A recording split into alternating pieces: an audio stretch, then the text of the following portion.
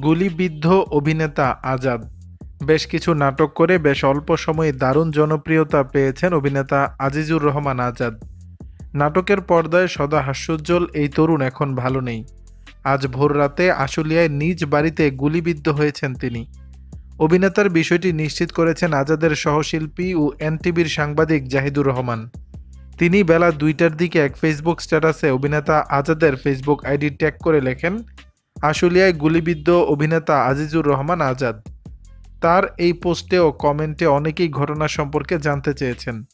কেউ ভেবেছেন এটি নাটকের কোনো দৃশ্য কিনা। সেসব মন্তব্যের জবাবে সাংবাদিক জাহিদুর রহমান বলেছেন, না, ঘটনাটি বাস্তব। আজাদের নিজ বাড়িতেই তা ঘটেছে। আরেকজনের মন্তব্যে আরেকটু বিস্তারিত জানা যায়। উম্মে আইমান হোসেন নামের সেই নেটিজেন লিখেছেন, আজ ভোররাতে এই অভিনেতার বাড়িতে ডাকাতির উদ্দেশ্যে একদল দুর্বৃত্তকারী প্রবেশ করে। ঘটনাক্রমে তাদের হামলায় গুলিবিদ্ধ হয়েছেন আজাদ। তবে এই ঘটনা নিয়ে শোবিজের অন্য কোনো তারকা কিংবা সূত্র থেকে কোনো বিস্তারিত তথ্য পাওয়া যায়নি।